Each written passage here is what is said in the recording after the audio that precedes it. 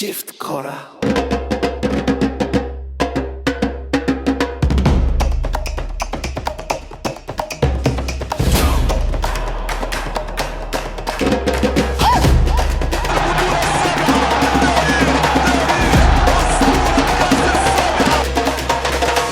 Drum beats in the desert night, hot heat and the game feels right.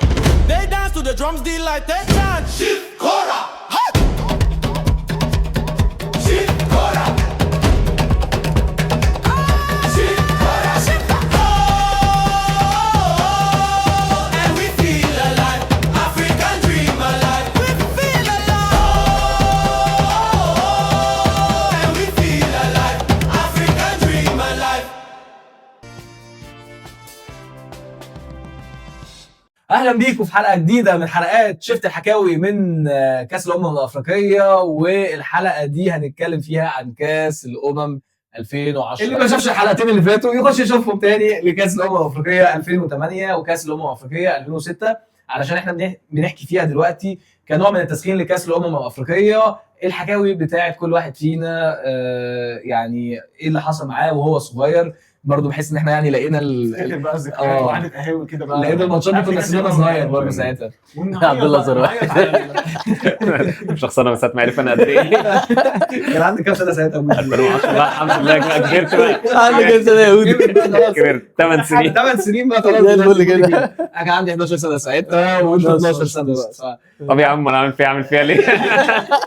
قبل اي حاجه يا جماعه عايز اقول لكم احنا مين. احنا شفت كوره، احنا تشانل بنتكلم عن كونتنت الكوره باي حاجه ريليتد بالكوره علشان الناس اللي بتشوفنا لاول مره. وزي ما انتم شايفين المره دي هنتكلم فيها عن حكاوي متعلقه بكاس الامم الافريقيه. وقبل اي حاجه يا جماعه عايزين نقول لكم المره دي ما تنسوش تعملوا لايك كومنت سبسكرايب. شغلوا الجرس. انت بتاع الجرس. جرس.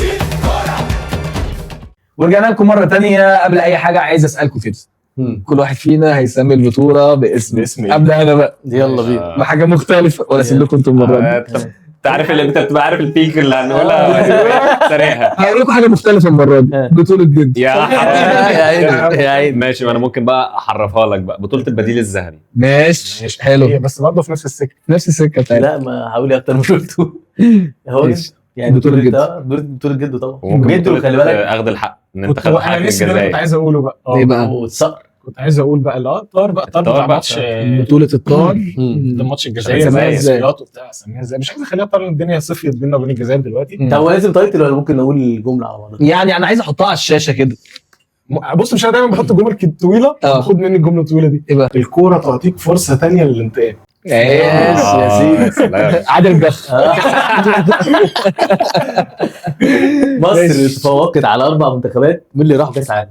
يعني جيل أوكي. حسن شحاته ده كان الجيل ما عرفناش نوصل كاس العالم. الجيل اللي بجد كان لازم كنا نروح كاس العالم 2010. اوكي انت كسبت الجزائر 4، حلو. كسبت الكاميرون، كسبت غانا. منتخب الرابع كان مين؟ الجزائر الجزائر وغانا ونيجيريا. فانت كسبت 4 منتخبات من راحوا كاس عالم. كسبت غانا في الفاينل. غانا دي بعدها بكام شهر لعبت كاس عالم ده اوروجواي. الكره اللي طلعها سواريز والجيل الصغير ده اصلا وصعدوا هنا كسب صعدوا 2009 اصلا. وكسب صح الشباب. كاس عالم شباب 2009. فجيل مرعب يعني. حرام ما كناش نروح كاس عالم. طب ايه اللي حصل في المجموعات؟ تعالوا نبداها من الاول.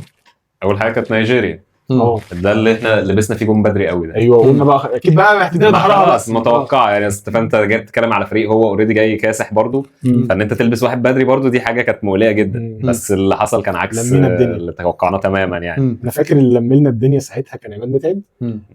الجون اللي جابه هو جون عماد متعب اللي هو رقص الجون. كره كانت مرميه في نص ملعبهم قدام ال 18 رقص الجون وحطها.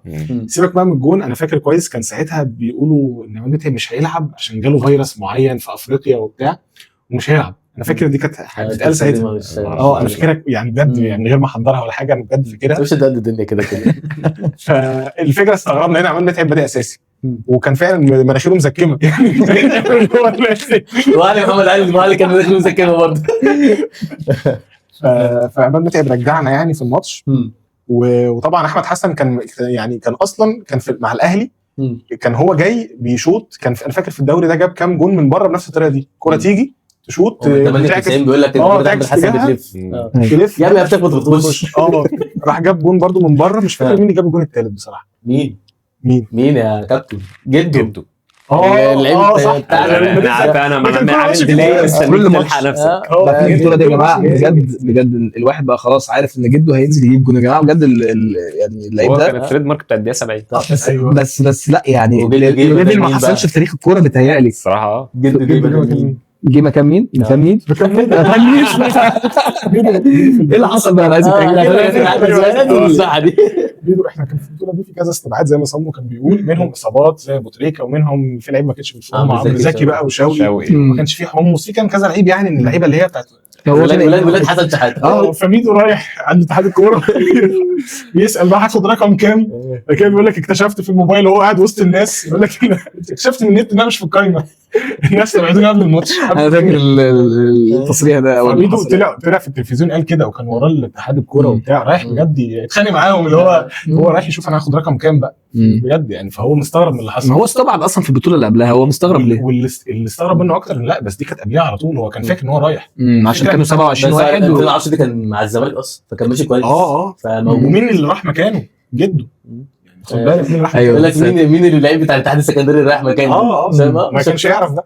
حسن شحاته حاجج وعامل عمره ومصلي وجده شحاته كان ده. بس يا جماعه جده بصراحه ما كانش حد يعرفه يعني. هو حسن شحاته بصراحه كان اختيار ما شفتش زيه قبل كده، او في مصر يعني، عشان ممكن يبقى انك تراهن على لعيب ده ويبقى هداف البطوله واحسن لاعب في البطوله دي مش حاجه سهله. وكان كل ماتش ينزل يجيب جون وانت عارف ان هو نازل هيجيب جون بقى. انا بجد وانا صغير انا كنتش مصدق يا جماعه، اللي هو لا انا ما شفتش في حياتي لعيب اللي هو كل ماتش هينزل انت عارف ان هو هيجيب جون يعني. وما كانش بيجيب مثلا 5 اجوان، لا هو جون، بس هو جون بيجيب لك الماتش بتاع الماتش. هو جون الماتش تساعد في الاخر. انا بطوله جد فعلا زي ما قلنا يعني. البديل الذهبي عايز جدا ايه اللي حصل بعد دور المجموعات بقى؟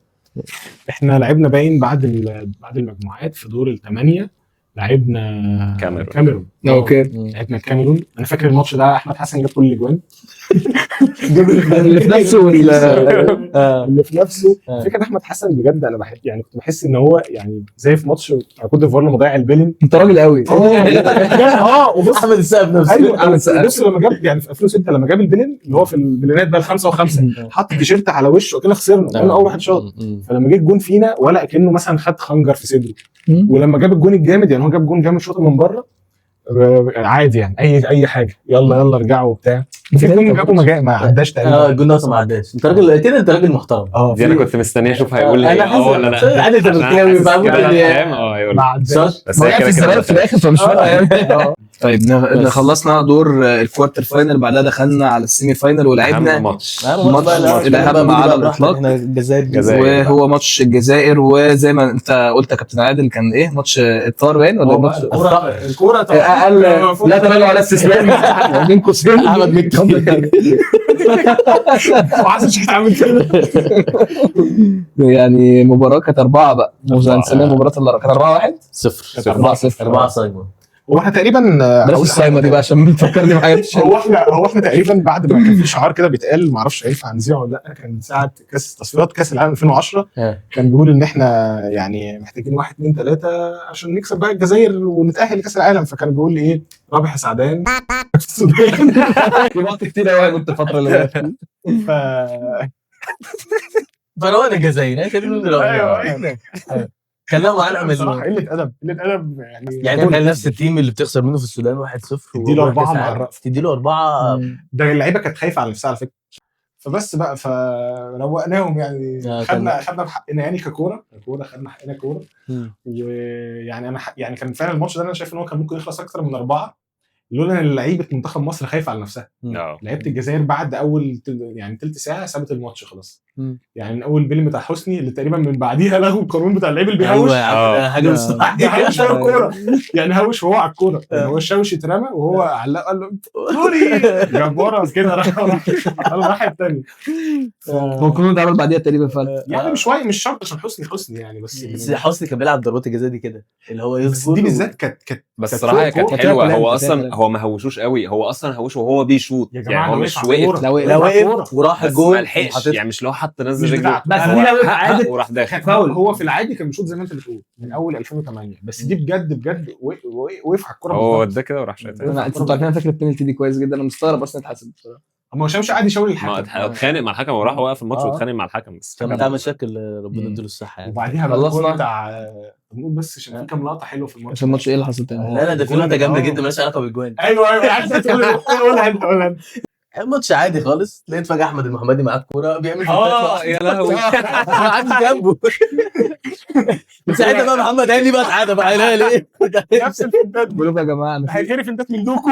انا لسه كنت اقول لك في ترند طالع كده على التيك توك كله جايب لك دوكو عمال بيشد في شعره ودوكو عمال مش عارف دوكو؟ بيرقص بس ودوكو بقى عمال مش عارف ايه وعمال بيفكر ومش عارف ايه وموسيقى مره واحده وبجيب لك محمد هاني بقى هو بقى ايه بيكسر كل اللعيبه اللي بتقابله بياخد كارتين صفر في كارت احمر في كارت احمر في كارت فربنا يستر علينا. لا بس والله هاني المونديالي مختلف عشان اللي حصل مع ديفيز يعني يعني مختلف. اتمنى والله يعني مين يكره ربنا يعني. يسهل يا رب والرابع سجلوا مين؟ اوريجي. لا يا عم جدا يا جد انا ازاي بقى يا صاحبي. نخش بقى على الفاينل والفاينل مع غانا. الماتش خلص كام؟ 1-0. نجوم مين بقى؟ انا محتار بقى المره دي. دي بس هي انت سيبها العادل محضرها وجايه ولا لا؟ ايه بقى؟ دي اول قضيه في الدنيا احنا سمعناها. أول قضية. يعني دي كانت القضية الدقيقه ممكن. 85 برضو؟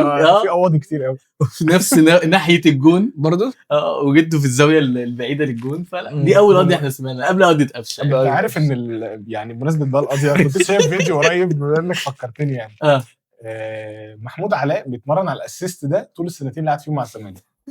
لدرجه ان انا شفت فيديو لاحمد عفيفي كان لما كان لسه بيطلع في القناه بتاعت المصريه ودي ام سي وسي ام بي واي بي سي والقنوات الغريبه دي KFC وهزر المره فكان عمال يشرح جاب بتاع 10 لقطات ورا بعض دايما بيصلحها على عارف بيعمل اسيست ده حلال. عارف انت لما تجيب 9 مهاجم 9 ويصلحها كده كان عادها اكتر من مره.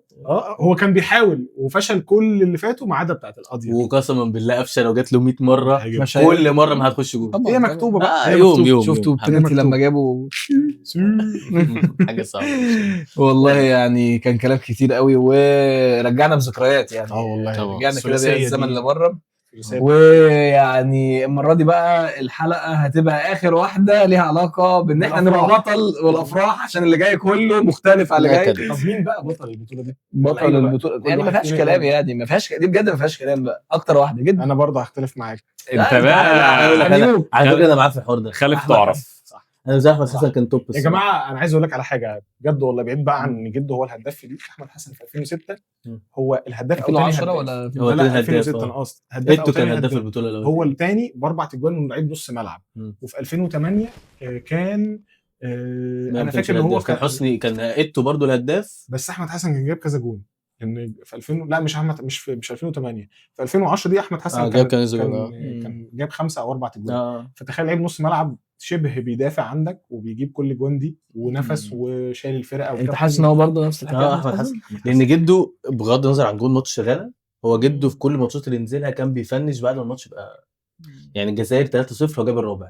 ماتش نيجيريا ما بالتاكيد احنا جده احنا بقى بس اقول لك على الجزائريين دول في حاجه اقولها لك بقى على جده عشان نديله السوكسي بصراحه عشان ما نظلمش الراجل. من غير الراجل ده ما كنتش تعرف تعمل اي حاجه ومن غير احمد حسن. لا غير برضه اللقطه دي ان جده في جون جابه في المجموعات انا مش فاكر الفريق مين بصراحه اللي هي بنين موزمبيق اتلطشت وجت على شماله الجون ده خد احسن جون في البطوله. وكان جون تحفه بس برضه كان الجون الثاني يعني اقصد اقول ايوه بعد ما هو بيقتل الذبيحه بس جه خلص على غانا. واظن كده احنا فعلا بالنسبه لنا هتبقى اخر واحده فيها افراح عشان اللي جاي كله اتمنى يبقى في واحده فيها فرح اللي جايه 2026 ربنا يستر بس لحد هنا ونقول لو الحلقه عجبتكم ما تنسوش تعملوا لايك كومنت سبسكرايب وتشغلوا الجرس. اهم حاجه الجرس والكومنتات بقى تحت قولوا لنا البطوله دي بتسموها مين احسن لعيب بقى في 2006 و8 كل الكومنتات بقى عرفونا مش احسن لعيب بعد كده بقى. بس كده يا جماعه كفايه كده كلام قوي في شفت الحكاوي من شفت الكاس الامم الافريقيه لشفت كوره ويلا سلام عليكم. يلا سلام.